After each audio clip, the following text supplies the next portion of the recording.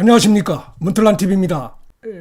공판에서 다시 한번 이재명이 이 공직선거법 위반 재판에서 유죄를 받을 수밖에 없다.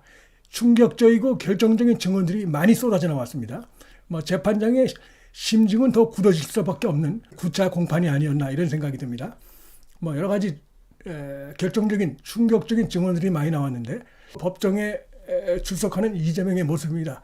참 자기가 자기를 위해서 충성했던 그 부하 직원의 아들로부터도 거짓말을 지적받는 이런 모습입니다. 최소한의 어떤 인격이 있고 그렇다고 한다면 사실 벌써 자신의 잘못을 인정하고 정계를 은퇴하고 이랬어야 되는데 욕심이 그득하다 보니까 그리고 거짓말을 계속 그렇게 하고 있고 그런 것들이 얼굴에 이렇게 표정에 드러나지 않나 이런 생각이 듭니다. 처음으로 이재명과 김문기 씨의 아들이 법정에서 만났습니다. 2021년도 12월에 극단적인 선택을 했는데 그때부터 지금까지 시간이 꽤 지났죠. 증언에 의하면 한 번도 제대로 된 사과도 공적이든 사적이든 한 적이 없다는 겁니다. 지금까지도. 참 인면수심이 따로 없다 이런 생각이 듭니다. 성남시장 재직 시절 몰랐다라고 이재명이 지금 이런 허위 사실을 계속해서 하고 있는데 여기에 대해서 이 김문기 씨 아들이 작심하고 이재명의 거짓말을 갖다가 증언을 했는데 부끄럽기 짝이 없는 이런 모습을 이재명이 오늘 보였다. 이런 것을 좀 말씀을 드릴 수가 있을 것 같고요. 이 김문기 씨 아들은 지난 2월 국회에서 열린 기자회견을 통해서 이재명이 자기 아버지가 김문기 씨가 8년 동안 충성을 정말 다했는데 말 들어보니까 굉장히 충성한 것 같습니다. 시도 때도 없이 전화가 오면 전화 받고 설명해주고 이런 봉사한 아버지 죽음 앞에 어떤 조문이나 어떤 애도의 뜻도 안 미쳤습니다. 강한 유감을 나타낸 바 있고 자신한테 대선 운동에 부정적인 영향을 미칠까 봐 완전히 어리발 내밀고 하는 이런 행태들 저렇게까지 잔인할 수 있나 이런 느낌을 줬던 이재명의 모습이 좀 국민들이 봐도 너무나 혐오스러운데 이 가족들은 얼마나 상처를 받았을까 이런 생각이 듭니다. 이 가족들이 여러 가지 이제 증거 사진들을 국민의힘에도 제공한 바가 있죠. 김문기 씨 아들이 검찰이 당시 피고인이 부친이 사망한 2021년 12월 이후 부친과 관계를 묻는 언론에 바로 그 다음 날 김문기 씨가 사망한 바로 그 다음 날부터 쭉 방송에 나온 바가 있어요. 한참 대선 기간이니까 여기저기 방송에 나올 텐데 이렇게 나와서 난 모른다. 김문기 씨에 대해서 내가 경기지사로 가서 그때서야 알았지. 성남시장 시절에 내가 하위직 공무원이기 때문에 김문기 씨 몰랐다. 이렇게 얘기한 걸 들었느냐 하니까 알고 있다. 이렇게 얘기하면서 그때 당시 가족들이 대부분 분통해하고 이런 상황이었고 나는 왜 이재명이 저런 자충수를 두지? 이런 생각도 했다. 자충수가 무슨 의미냐 이렇게 물어보니까 모를 수가 없는데 왜 저럴까 하는 그런 뜻이었다라고 발언을 하면서 이재명이 한 발언들, 김문기 씨에 대한 발언들은 전부 사실이 아니다. 이런 부분을 법정에서 분명하게 증언을 했습니다.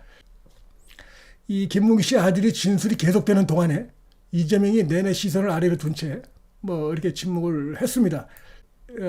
생전 부친과 대화를 통해 들은 이 김문기 씨의 공사 입사 과정, 그다음에 호주 출장, 대장동 개발 사업 관련 이익금 등을 이재명에게 보고한 정황 등을 회상을 했어요.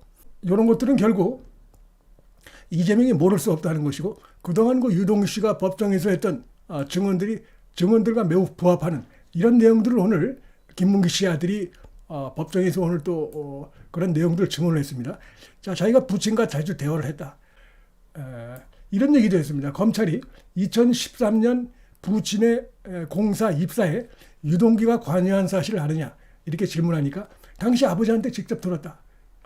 이미 이재명이 성남시장 되기 전부터 이 리모델링 이런 걸로 해서 유동규, 김문기 그다음에 이재명 등이 세미나도 같이 하고 있는 사진까지 다 있죠. 그 전부터 알던 사이입니다. 그런데도 불구하고 모른다라는 손바닥으로 하늘 가리는 거짓말을 지금 하고 있죠. 그러면서 아주 구체적으로 얘기를 합니다. 아버지가 저를 PC에 앉히고 공석인 자리에 지원자가 7명인데 아버지가 가기로 돼 있었다 이렇게까지 설명했던 당시 들었던 내용까지 법정에서 증언을 했습니다. 그러면서 호주 출장 관련해서도 본인이 들은 얘기를 갖다가 이제 증언을 했는데, 호주 출장 관련해서도 뭐 자세한 얘기까지는 내가 듣지 못했지만 알고 있었다면서, 원래 그 아버지가 가는 것이 아니었으니까 가기 싫어했다. 이건 유동규 씨의 증언하고 일치하는 것이죠. 원래는 그 다른 사람이 돼 있었는데 정진상이 유동규한테 그 좀 낯이 좀 익은 그런 인물을 다시 한번 바꿔봅시다 해서 유동규 씨가 바로 그 시장 되기 전부터, 이재명이 시장 되기 전부터 세미나를 통해서 알고 있었던 김문기 씨를 추천한 것이다. 그리고 그 관련해서는 당시 호주 출장을 짰던 성남시의 당시 그 과장도 나와서 똑같은 증언을 한 바가 있습니다. 그래서 지금 일치가 돼 있다. 유동규 증언, 그다음에 뭐 성남시 관련자들 증언, 또 이 그동안 검찰의 여러 가지 수사한 내용들, 또 오늘 김문기 씨 아들의 증언 다 똑같습니다 지금. 그래서 빠져나갈 수 없다 이렇게 볼 수가 있고요. 자, 출장 이후에 또 부친을 통해서 들은 얘기들도 구체적으로 나오고 있어요. 2020년 이후 산책을 하며 이재명과 낚시를 하고 수차례 보고를 하고 왔던 그런 얘기들도 다 들었다. 호주 출장이라고 콕 집어 얘기하지 않았지만 성남시장과 골프 쳤다. 이런 식으로 말했다. 라면서 비교적 솔직하게 본인이 들은 얘기를 법정에서 얘기를 하면서 이재명 씨, 뭐 이 씨라고 붙이는 것도 점잖게 붙여주는 거죠. 속마음 같으면 그냥 뭐 멱살 붙잡고 한 대 올려 붙이고 싶은 마음이겠죠. 하여튼 이재명 씨 이런 식으로 시장이라고 하지 않고 이렇게 호칭한 것도 좀 눈길을 끌었습니다. 부하 직원으로부터 이렇게 엄청나게 충성을 받고 했던 아주 그 핵심 이 대장동 사업의 핵심 관련자인데도 이렇게 모른다고 할 수가 있느냐라는 분통을 터지게 하는 이런 장면들입니다. 부친이 이재명과 수차례 직접 전화 통화를 하고 가족들에게도 이게 누구냐가 물어보면 알렸다. 예를 들면 뭐 저녁이고 주말이고 뭐 주일이고 하여튼 수시로 전화가 온다는 겁니다. 집에 있어도 전화를 자주 받았다는 얘기를 하면서 실제로 주말, 평일 또 밤늦은 시간에 집에 있으면 아버지가 요걸 이제 김문기 씨 아들이 직접 본 겁니다. 이건 아버지가 전화를 받았다. 누길래 방 안에서 봤습니까? 물어보면 성남시장이다. 이렇게 얘기하곤 했다고 밝혔습니다. 그러니까 이것이 얼마나 이재명과 김문기가 모를 수가 없다는 것이고 대장동 사업에서 핵심 실무자니까 수시로 전화가 왔던 것이죠. 수시로. 자, 그렇기 때문에 이재명의 이 새빨간 거짓말이 법정에서 그의 아들에 의해서 폭로가 됐고 이재명은 정말 이 얼굴을 들 수가 없고 뭐 오늘 얼굴 쳐박고 있었다고 하는데 도대체가 뭐 언제까지 가겠다는 건지 계속 시간을 끌겠다는 것밖에 안 되죠. 그래서 어떤 정치적인 뭐 상황 변화가 나오지 않을까? 그걸 위해서 거리에 나가서 데모하고 이 사회를 혼란시키고 거짓 뉴스를 퍼뜨리고 하는 게 자신의 정치적 감옥 가기 싫어가지고 정치적 위기를 좀 타개하는 것인데 본인도 아마 느낄 겁니다. 느낄 게 아니라 본인이 알겠죠. 자기가 거짓말했고 증거가 명백하고 지금 재판 돌아가는 상황이 어떻게 돌아가고 있다는 걸 모를 리가 없는데 하여튼 끝까지 뭐 모르쇠로 나오고 아니다라고 하면서 지금 시간을 끌려고 하는 거 외에 다른 이유는 없고 시간을 끌려고 하는 이유는 그런 속에서 거리에 나가서 민주당의 의원들 전부 동원해가지고 요즘 뭐 말도 잘 듣지 않고 있습니다만은 동원해서 계속 이 선동질을 하고 이렇게 해서 어떻게 윤석열 정부를 계속 거짓말로 해서 공격하면은 어떤 다른 뾰족한 수가 있지 않을까? 과거의 그 박근혜 정부 말기처럼 뭐가 나오지 않을까? 지금 요 생각으로 가득 찼다고 봅니다. 제가 보면. 근데 그건 완전히 꿈 깨라. 지금 상황은 그때하고 다르다. 이렇게 말씀을 드릴 수가 있겠죠. 처장의 아들이 이재명이 기소된 이후에 이제 처음 법정에서 만났는데 왜 아버지를 모른다고 말을 하는지 이유를 생각해 봤는가? 이렇게 물어보니까 선거 때문이라고 생각했다. 이렇게 말을 했습니다. 혹시라도 이제 2021년도 12월에 대장동 수사를 받다가 이제 극단적 선택을 했는데 이것이 혹시 자신에게 불똥을 튈까봐 대선에 불리하게 작용할까봐 그렇게 거짓말했다고 생각한다. 이렇게 증언을 했어요. 선거 때문에 거짓말했다. 이게 핵심입니다. 지금 그 공직선거법 위반 이 사건에서 이제 거짓말을 한 거는 뭐 분명한데 왜 거짓말을 했을까? 요것이 이제 또 결국 이제 정치적인 이유, 선거에 불리하게 작용할까봐 이렇게 거짓말했다. 이 부분이기 때문에 유죄를 갖다 판단하고 형량을 매기는데 매우 또 하나의 중요한 부분인데 오늘 거기에 대해서 김문기 아들이 아주 대놓고 오늘 법정에서 폭로했다.